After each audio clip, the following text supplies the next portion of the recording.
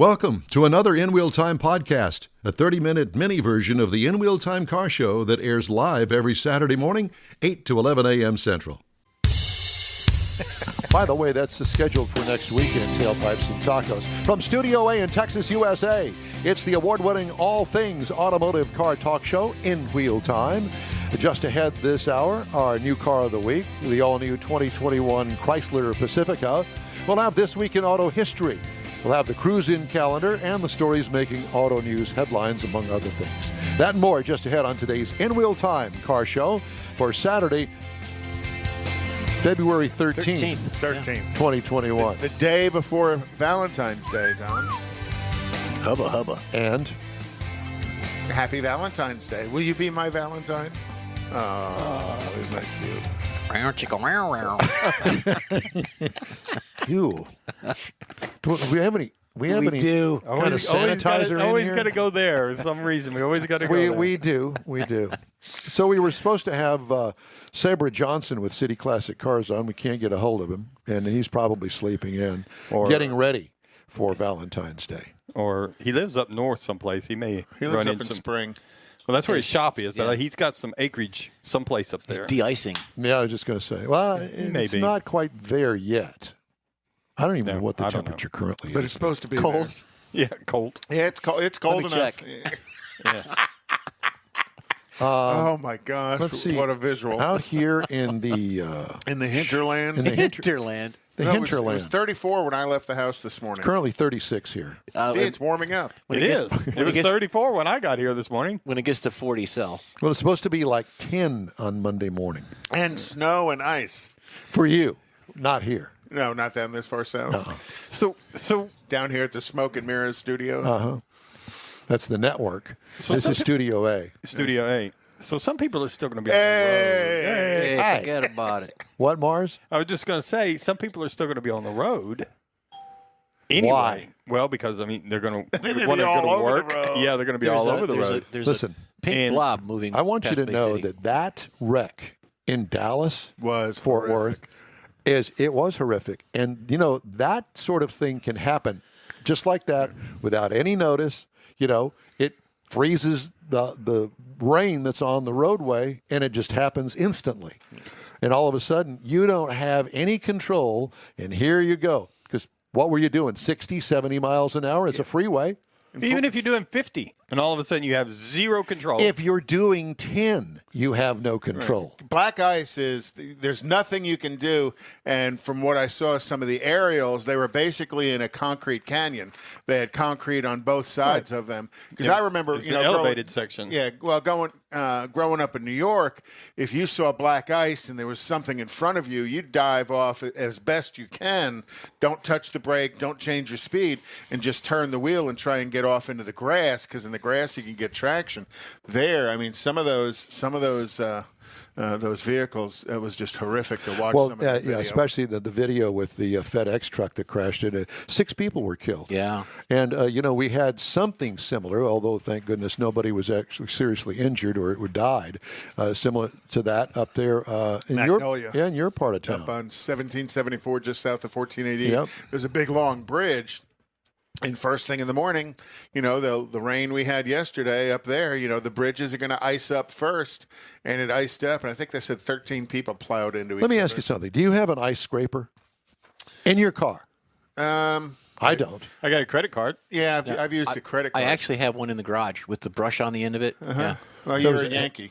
Well, at the time when I You're was a damn Yankee, actually. when I was traveling and you have a rental car, you just automatically just take it out of the rental car, because I would travel in the snowbelt states. Okay.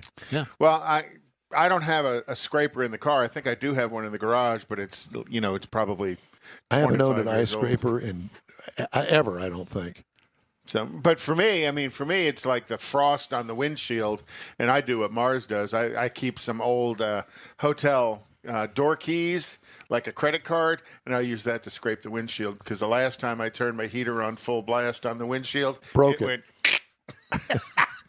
and then it went again. And I was like, these 2 huge cracks. But it's a good time now to change your wiper blades. Get it done. I know I did. I put some on Kathy's car. Change your wiper blades twice a year. At least once a year, but twice a year. Twice a year, yeah. The wiper blade companies say twice a year. Hey, Sabre. Well, we're glad you joined us. From City Classic Cars, ladies and gentlemen. He's a day late and $1 short, but here he is, Sabra Johnson. Hey, man, how are you? I'm doing great. How are you? Well, good. Did we wake you? No. I just drove down to the shop. So I left home, I guess, about 8:15. Roads a little whatever out there. So yeah. Well, and that's what we were thinking. That's how we got on this conversation. So where's the shop, and what part of town do you live in? All right, we're in Spring, Texas. I live in Magnolia, so it's about normally it's about a 25-minute drive in. So I get on 249, come right in, get off on Luella, come on down, make a right on Steuben Airline, and I'm right here, man. Well, you know that you're under the gun apparently on Sunday night and Monday and maybe even Tuesday with the all of the bad weather and the below freezing temperatures. Yeah, we're gonna close on Monday. We're gonna play it by ear on Tuesday. I meet with my guys every morning, and part of yesterday I made the decision. Hey, let's just shut it down on Monday, keep everybody safe. A lot of guys work here. A lot of them travel, upwards of an hour and a half away just to get here. So. Right. Well, how have you been, and what do you got going on over there at City Classic? Well, I have been outstanding. I mean, thank the good Lord for that. He's been keeping us through this season of COVID from a physical perspective and COVID from an economic perspective. So I must say that we're blessed on this side of things, and certainly praying for those individuals that are affected much more than us.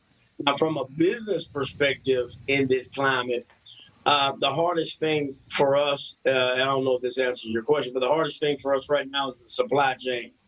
The supply chain is broken. The supply chain is damaged. So you have the retailer side of things that can't get supplies, and then you have the manufacturers that can't get the supplies. But the one who get the biggest complaint is the dealer. So, yeah, because you're trapped in the middle. Customers are wanting their cars back, but you can't get parts. So, Sabra, let me ask you. Our followers, our viewers, all the people that follow us with their cell phones and their podcasts and that sort of thing, give them an idea of what City Classic Cars is all about. What do you guys do up there? City Classic Cars is about building premier cars. We're not a repair center. We're not a patch-up shop. We're going to do the whole thing. We're going to do it full throttle. And we want to build some of the best and most iconic and most epic cars throughout the world. We don't compete in a zip code. We don't compete in a state. Our mantra is the best of the best. And so there's a euphoric greatness that we're all pushing for and achieving for, and that's what we do. Now, furthering that, we're a one-stop shop. There are a lot of guys that farm out. Some of them paint, and they say they build cars, and they send the mechanic work and interior work somewhere else. Some guys say that they can do the interior and the mechanical, and then they farm out the other aspects. We do it all here on site. I do fabrication at my shop. I do chassis work at my shop, body work at my shop, paint work at my shop. I do all of the electronics, all of the engineering, all of the mechanical, all of the upholstery, and I even have a wood fabricator in the shop. So it's we're one of the elite shops throughout the entire country, and we build some of the baddest cars on the planet. If you were to pick one of the cars that you have built as a really good example of what you turn out, which one would it be? Probably whatever we're working on at the current time. I tell you a couple of ones that we're finishing up now. One is I think you'll like them. One is a 1970 Super B. For the most part, it's going back stock. So it's a Super B. It's that sublime, gooey green kind of color. And we put some custom graphics on it as far as the B emblem. But for the most part, man, it looks like 1970. It looks like you step back in time, and the car is true to its pedigree, to its history. It's not a reimagination of it. And then another one that's exciting is a 1972 Chevelle, which is the complete opposite. it's a reimagination of the 1972 Chevelle. So probably those two muscle cars are two right now that are kind of on my mind, on my psyche, because those are the next two out the door. So what are the power plants in both of them? Is the Super B a 440? Super B is a 440, making a whole lot more power than the stock 440. And the Chevelle is an LS9. Oh, wow. We're going to push it with that 6-speed. And so, they're both going to make a lot of rumbling noise in the neighborhood, I guess you'd say. They put the M in muscle, man. Now, are both of these vehicles, were they frame-off restorations? Yeah, full throttle from beginning to end. We get them as rust buckets and blow them apart is the first thing we do. And I have a 25-step process. Step 25 is the end, but all these cars started at step 1, and they're both somewhere around step 22, 23. Oh, so you're getting close to completion on both of them. Both of those are really, really soon. Probably Super B probably has like 3 or 4 weeks left. And the Chevelle is a little bit more complicated. I got 3 guys on that. We're going to fast track a little bit. We'll probably have 30 days left, but we'll probably have, 400 man hours left in it. A lot more time in the Chevelle than it is in the Mopar. How long has that Chevelle been in the shop? Chevelle, I probably had that Chevelle almost 2 years, and I've had the Mopar probably right around a year, maybe 13 months or something like that. A lot of people think that, I'm going to have my car redone, and I'm supposed to have it back here in a month or 2. 2 weeks. It just isn't that way, is it?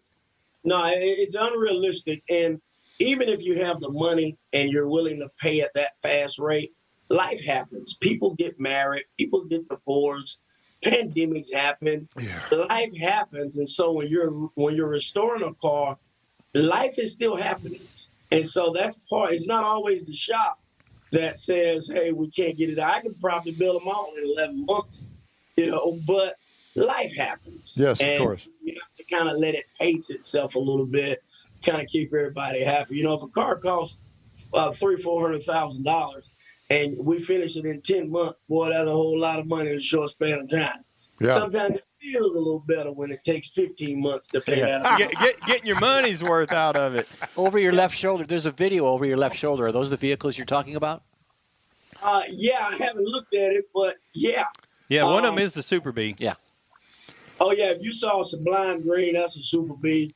Looks like that one there. Now you're going to make me mention everybody's car so I get in trouble. That one is 1956 Nomad.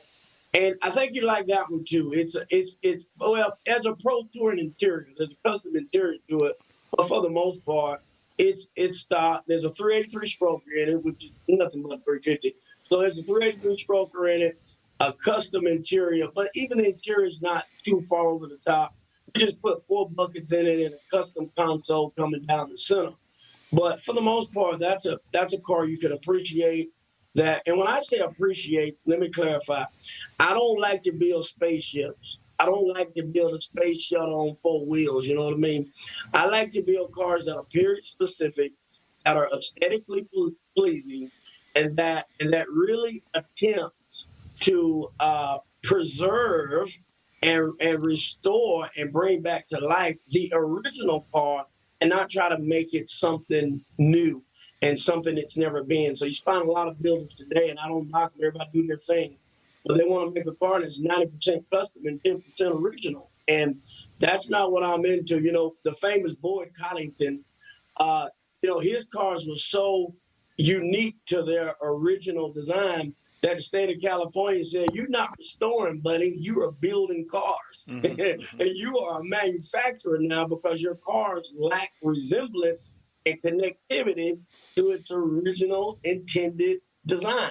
Too much new. So I believe in putting the car back like it was. I like a 60-40 split, meaning the car is going to be a minimum of 60% original if I build it. I'm not into building a car that's 90% custom and don't even have inner fender wells and all that old. Plus, you're looking to build a car that's a driver. You're not necessarily looking to build a trailer queen. No, I mean, all my cars got to drive. They got to move. They got to start up. They got to run, man. And you can put them on the trailer because they're not going to ride secretary to the race. They're going to put secretary in that trailer and unload her, then let it run. So same thing here with the cars. You'll put them in a trailer because, face it, you have $500,000 in some of these cars. And so you want to protect them as best you can. And you'll trailer them where you want to go. But at the same time, man, I can crank mine up and let's roll. So, Sabra, I have to jump in here and just kind of change the subject just a little bit. And the fact that, I kind of want to get a handle on who you are. And I'm not talking about the shop truck here, but what is your own personal vehicle that you drive back and forth to work? The unexciting story says it's an F-250 truck. Diesel. That's the unexciting part because I'm always pulling cars or pulling horses. I'm real big into the horses personally. It's something my wife, my family, my children, we do. I live on a ranch, operate a ranch, feed horses every day. My kids ride every day. And I probably go to a horse sale a couple of times a month. Some things people don't know about me. We're in the racing business and we race horses. So our competition and our love for the equestrian sports and the horses is about as strong as it is for the cars. Now, what cars do I have personally? From the collector side, got a lot of vets that some new, some old, and Camaros and things of that nature. But when a client comes in and they want a car, if I got it, they got it. Absolutely. So not only do you fix these cars and you do such a great job, obviously, but you also sell the cars. So you're really a full-service shop there, so to speak. Yeah, I did a car in 1967. I think the last time I talked to you guys, a 1967 Camaro. That was my car. My wife and kids, they drove it. They enjoyed it. And a client came in, it was parked, and he said he was from Argentina. He wanted me to build him a car. He didn't have a car. He saw that Camaro. He said, I want that one. I want you to build that one for me. Well, so I sold it. Shifted. So, Sabra, let me ask you. One of the things I've always admired about you and what you do, and you can see some of it on your website, is your work with young people, your mentoring process. For a while you had a deal going with some of the high schools and stuff. Could you kind of expand on some of that real quick? Yeah, I think we have a responsibility as people in general. And then if I come back to the car industry, we certainly have a responsibility to pass this knowledge off. Yeah. And then you have young people that did not grow up with fathers and or it could be a mom too in the garage, but did not grow up with the heritage of being and tinkering in the garage on the weekends. And so they don't have some of that story. And so I think it's wonderful to work with your hands and to build something mechanically. And so I do everything I can to pass that knowledge off, to share this love. We call it the passion, man, that passion. And so we try to share this passion, which is with as many young people as we can, and we try to get them infected. I had 3 young guys that worked for me as high school apprentices. One of them is on his 4th shop in Houston. He's at, I think it's called Quick Car. And I was excited about that. I said, man, you serious about this? Another one, I did some work for his father here just this week. His father told me he's at a high-performance shop doing bolt-on performance. I said, man, you got to be kidding me. And then another one, and all these were in the same class. They were at my shop at the same time. And then another one is at McPherson's College studying automotive restoration. Oh, so cool. It just goes to show that if we give back and we allow these young people to come in and partake in what we're doing, whatever that is, whether it's being in the media like you guys or whether it's building cars like me, when we give young individuals a role model and give them a insider view of what it's like, man, they might catch that passion, So I love it, and I feel a responsibility to give back. So are you somewhat connected with Klein High School since it's right across the street from you, or are these kids that are coming out of other programs? I think I'm about 6 or 7 years in with Klein, and we established a relationship with them some years ago. And that's where we get most of our young people from. Now, I haven't had young people in my shop in about 9 months because of COVID. We partnered with that school. Other schools have asked us, And the shop instructor at Klein is like, no, keep it exclusive. No, yeah. We've Plus, had they're close, you know. Jonathan Couch on the show a number of times from Klein Forest, and I know Jonathan does a real nice job as well, mentoring his students and following them after they go through the program. So it's good that you keep in touch with them, because I think that's still part of the mentorship after they've passed through your program. Where are you? What are you doing? And how are you continuing to expand? Because I've heard great things about McPherson as far as a school to go learn restoration. So process. what about your own children? Are they mentoring to get into your shop as well? Yeah, well, my daughter, I have two of them. One is 14. Let me see, they just had birthdays. One is 14 and one is 8. You better get it So right. the 14-year-old is really, really big in the equestrian.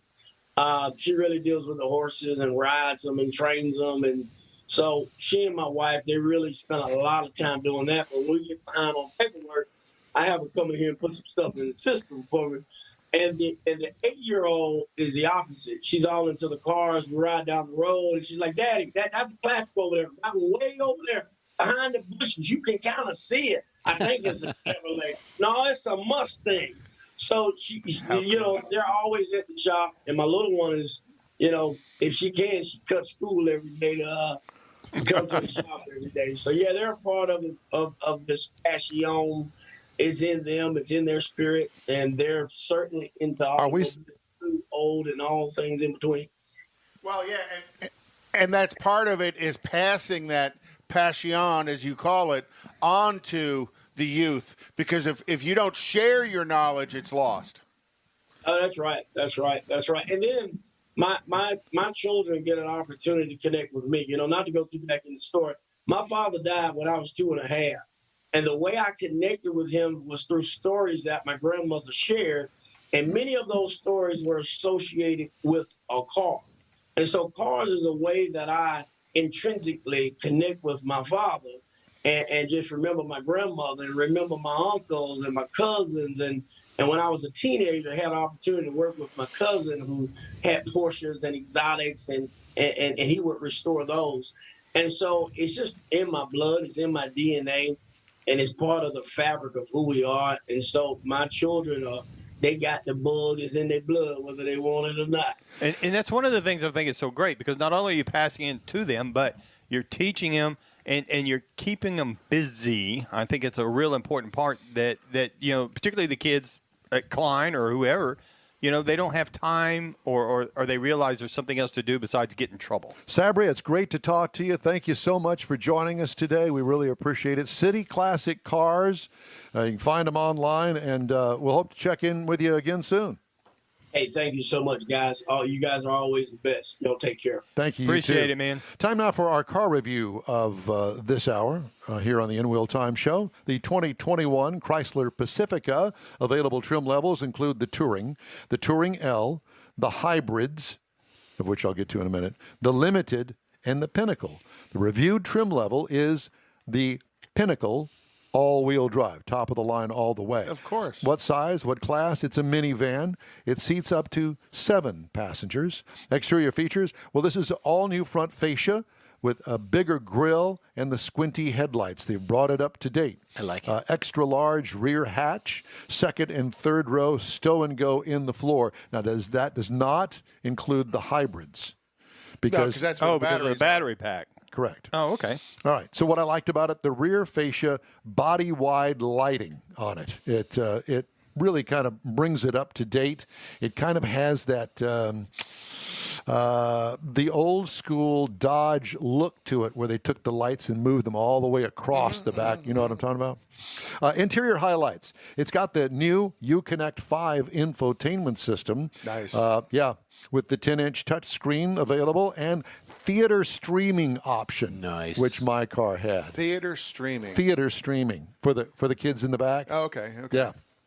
Well, maybe you can bring it up on the front it'll screen. connect to a streaming service. But I want you to look at the upholstery in Nice. this thing. Do you see it? Is that gorgeous? All quilted leather seats can you see the back seats there? You like see a the pillow. little pillow? Yeah, I it see comes that. with 2 pillows.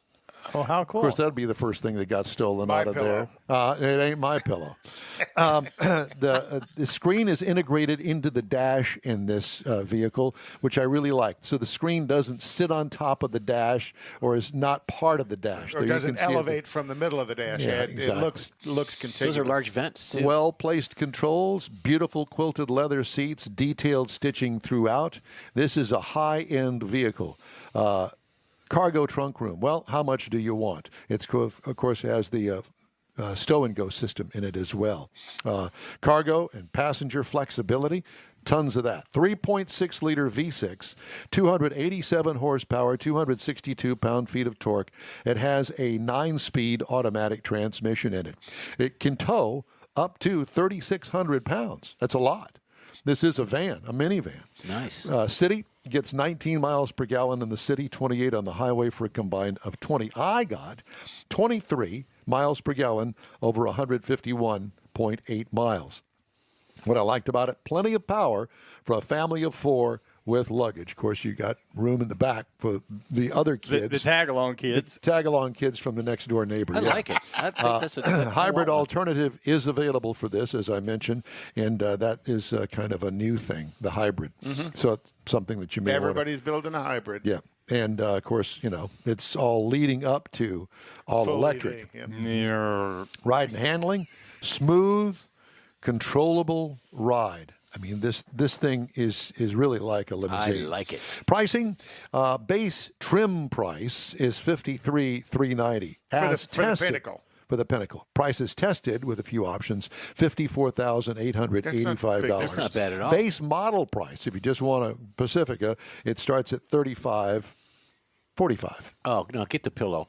Get the pillow. Get the pillow. Yeah. That's it. Get the pillow model. Competitors, Honda Odyssey, $31,790 is where it starts. Toyota Sienna is $34,460, and the Dodge Caravan. Yes, they still make the Dodge Caravan. You can get into one of those. It's the old school, right? $27,530. They've paid for all the tooling on that one a long time ago. Yeah. Exactly, and they still sell. Otherwise, if they didn't sell them, they wouldn't make That them. was But the they still original. make them. That yeah. was the Iacocca original. Yeah, the Caravan. So that's the review Beautiful of the truck. 2021 Chrysler Pacifica. I like it. Time now for the cruise-in calendar, and we've got a cruise-in that we're going to be attending next Saturday, as a matter of fact. Yep. Tailpipes and Tacos out at Kingsland and, right? Tailpipes and Tacos. 99. Kingsland. You gave me that look. Out at 99 in Katy. Not the Katy Loopy Tortillas. The Loopy Tortillas at Kingsland. And In Katy. In Katy. So, and we'll be there. The show's going to be on 8 to 11, and believe me, people start showing up at 6:30 in the morning. This show to must go on to do it, and weather permitting. If it's raining and stuff, they'll reconsider what they're going to do. So kind of stay tuned to our Facebook page, and we'll keep you abreast of what's happening. This afternoon, Dreams on Wheels Fest in Pinehurst at 1 o'clock. 2 p.m. is the Huntsville Classic Car Show. Also, the Houston F-Body Community Meet is going to be today at 3 o'clock at Fountain Lake Drive in Stafford. 5 p.m. tonight is the Lion Dance and Cars in Katy. Tell me about this one in Stafford again. It's Houston F-Body Community, so it's Camaros and Firebirds. Is it going to be at Otto's? Yeah, Otto's and off of Fountain Lake Drive. Right. Yeah. Yeah. Okay. And then the 5 p.m. tonight is the Lion Dance and Cars in Katy. Now, the Lion Dance, remember, this is Japanese New Year as well as this weekend, so they're going to have I thought he said Oh. line dance. I was thinking two-step. and no, it's at the Faux Noodle House at 26440 FM 1093 in Katy, Texas. That Okay. actually, I think that It sounds like, go get That'd you a be bowl kinda of cool. noodles and show your car. And And then, of course, the Kima Car Meet tonight at 6 p.m. Tomorrow is Wheels and Heels Valentine's Day. Hey, I'm in. Ray Ray's in. Yeah, well, it's at 1215 Pinemont Drive in Houston. So Let's go. It should be a lot of fun. You can wear the red pumps because it goes with the heels. Thank you so much. Also, tomorrow at noon They're kind of like is a a mid-heel. Cars and Karting Valentine like a mid-heel. Cars and Karting Valentine edition at the go-kart place. Alec Oh Udell's my God, go-kart place outdoors. in Conroe. All of this is all somewhat weather permitting. And then the All-American Muscle Car Meet at the Kroger's on 99 east of I-45 up in Spring. And then Freddie's Steak Burger is going to be Eldridge and Katie on Sunday and Wednesday nights. All weather permitting. All weather. Hey, the In Wheel Time Car Show streams on Facebook, YouTube, and InWheelTime.com, along with Twitch. Podcasts are available on Apple Podcasts, Spotify, Stitcher Radio, iHeart Podcasts, TuneIn, Google Podcasts, Pandora, Amazon, and Podcast Addict. In Wheel Time Car Show continues right after this quick break. Tailpipes and Tacos is Houston's premier cruise-in, and you're invited to join in.